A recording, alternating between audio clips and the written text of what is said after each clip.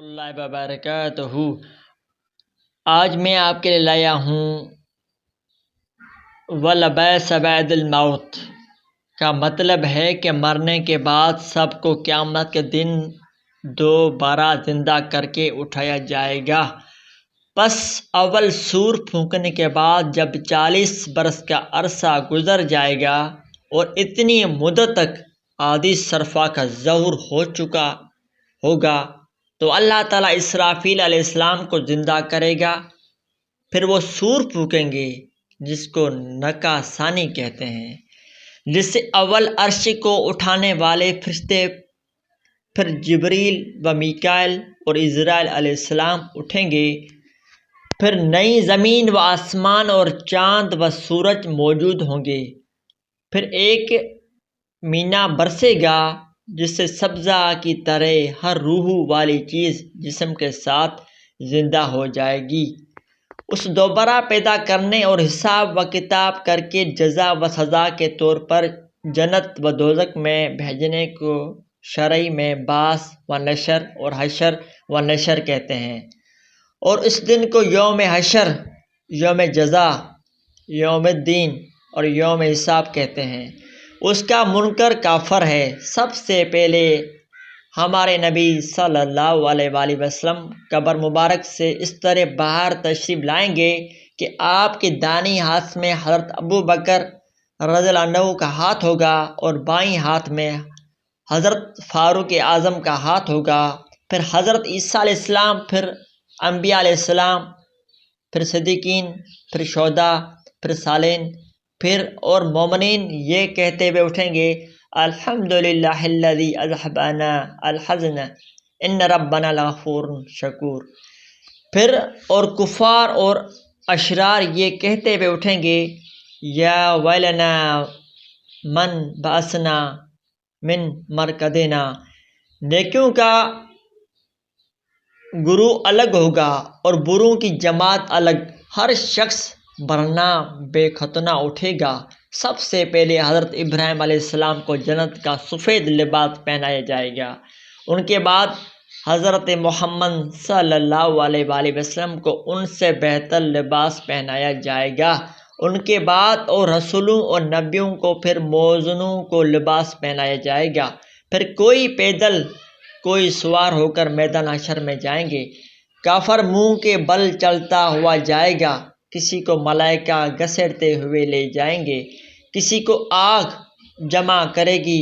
اس روز آفتاب 1 میل کے فاصلے پر ہوگا۔ اس دن کی تپش ناقابل بیان ہے۔ اللہ تعالیٰ اپنی پناہ میں رکھے۔ بھیجے مغز کھولتے ہوں گے، اس کثرت سے پسینہ نکلے گا کہ 70 گز زمین میں جذب ہو جائے گا۔ پھر جب زمین جذب نہ کر سکے گی تو اوپر چڑھے گا، کسی کے ٹخنوں تک ہوگا، کسی کے گھٹنوں تک، کسی کے گلے تک، اور کافر کے تو منہ تک چڑھ کر لگام کی طرح جکڑ لے گا، جس میں وہ ڈبکیاں کھائے گا۔ پیاس کی شدت سے زبانیں سوکھ کر کانٹا ہو جائیں گی اور بعض کے منہ سے باہر نکل آئیں گی، دل ابل کر گلے میں آ جائیں گے۔ ہر شخص بقدر گناہ اس تکلیف میں مبتلا ہوگا۔ پھر سب کو نامہ اعمال دیے جائیں گے۔ مومنوں کو سامنے سے دائیں ہاتھ میں اور کافروں کو پیچھے سے بائیں ہاتھ میں ملیں گی۔ نیکیاں اور بدیاں میزان عدل میں تولی جائیں گی۔ جس کا نیکی کا پلہ بھاری ہوگا وہ جنت میں جائے گا، جس کا وہ پلہ ہلکا ہوگا وہ دوزخ میں جائے گا۔ جس کے دونوں پلے برابر ہوں گے وہ کچھ مدت اعراف میں رہے گا، پھر اللہ تعالیٰ کی رحمت سے جنت میں جائے گا۔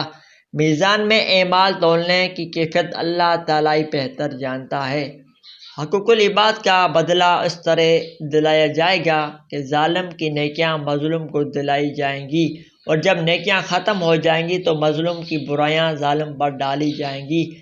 چرندوں، پرندوں اور وحشی جانوروں وغیرہ کا بھی حساب ہوگا، اور سب کو بدلہ دلا کر سوائے جن و انس کے سب کو نیست و نابود کر دیا جائے گا۔ میزان حق ہے، اس کا منکر کافر ہے۔ پل صراط حق ہے اور اس کا منکر بھی کافر ہے۔ میدان حشر کے گرد گرد اور گرد دوزخ محیط ہوگی۔ جنت میں جانے کے لیے اس دوزخ پر ایک پل صراط جو کہ بال سے زیادہ باریک، تلوار سے زیادہ تیز، رات سے زیادہ سیاہ ہوگا، یعنی اس پر اندھیرا ہوگا سوائے ایمان کی روشنی کے، اور کوئی روشنی نہ ہوگی۔ اس کے ساتھ گھاٹیاں ہیں، سب لوگوں کو اس پر چلنے کا حکم ہوگا۔ سب سے پہلے نبیوں کے سردار محمد صلی اللہ علیہ وآلہ وسلم اس پر سے گزریں گے، آپ کے بعد آپ کی امت گزرے گی، پھر اور مخلوق باری باری گزرے گی سوائے انبیاء علیہ السلام کے، اور کوئی کلام نہ کرے گا، اور انبیاء علیہ السلام کا کلام یہ ہوگا اللہم سلم سلم، اے اللہ سلامت رکھنا سلامت رکھنا۔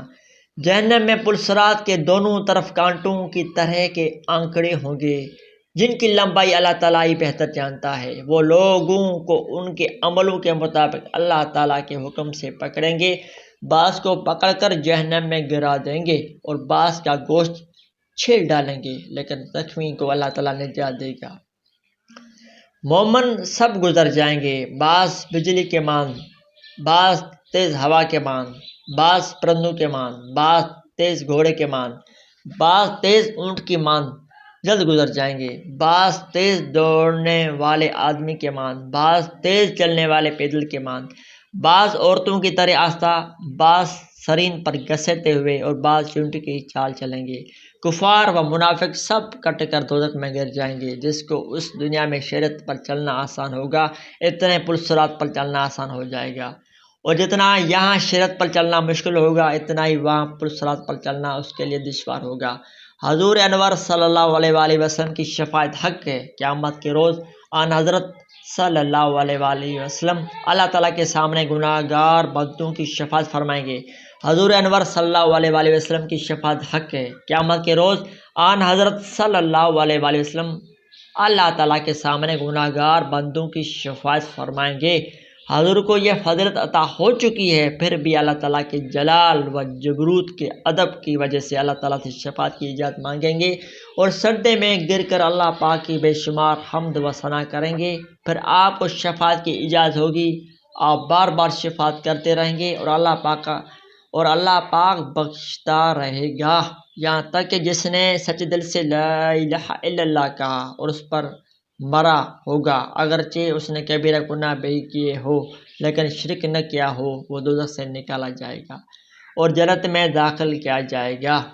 خواہ کسی نبی کا امتی ہو، آن حضرت سب کی شفاعت کریں گے اور اللہ پاک قبول فرمائے گا، سوائے کفر و شرک کے۔ باقی تمام گناہوں کی معافی کے لیے شفاعت ہو سکتی ہے۔ کبیرہ گناہوں والی شفاعت کی زیادہ محتاج ہوں گے، کیونکہ صغیرہ گناہ تو دنیا میں بے ہی عبادتوں سے معاف ہو جاتے ہیں۔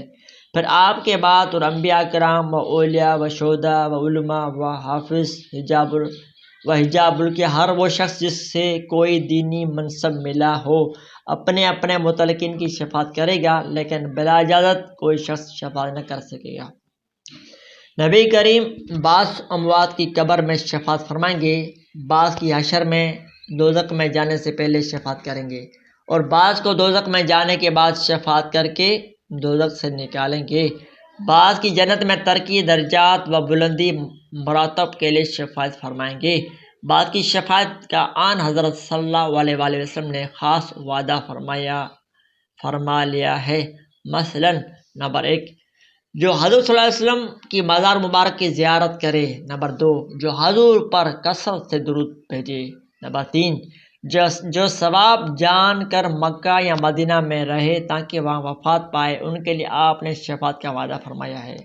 کافروں یا مشرکوں کے لیے آپ کی یا کسی اور کی شفاعت بالا اتفاق نہیں ہوگی۔ بعض گناہ گار مسلمانوں کے لیے بھی آپ کی شفاعت نہ ہوگی، جیسا کہ آپ نے فرمایا کہ قدریہ اور مرجعہ کو میری شفاعت نہ ہوگی۔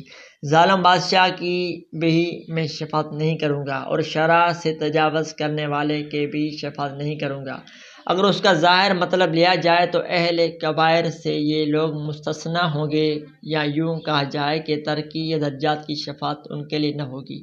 بعض لوگوں سے خفیہ حساب لیا جائے گا اور اللہ تعالیٰ ستاری فرما کر ان کو بخش دے گا، اور کسی سے سختی کے ساتھ ایک چیز کی باز پرس ہوگی، اللہ تعالیٰ اس قیامت کے دن کو جو ہمارے حساب سے 50,000 برس کے دن ہے اپنے خاص بندوں پر اس قدر ہلکا کر دے گا کہ ان کو اتنا وقت معلوم ہوگا جتنا کہ ایک فرض نماز میں صرف ہوتا ہے، بلکہ اس سے بھی کم، یہاں تک کہ بعض کو ایک پلک جھپکنے میں سارا دن طے ہو جائے گا۔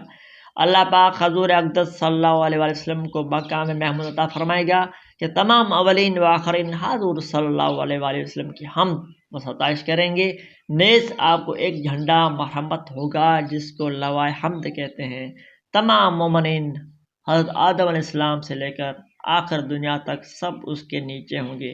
اللہ جل شانہ سے تو اللہ پاک مجھے اور آپ کو آخرت کی فکر، موت کی تیاری نصیب فرمائے۔ اللہ پاک مجھے اور آپ کو شریعت کے مطابق زندگی گزارنے کی توفیق عطا فرمائے۔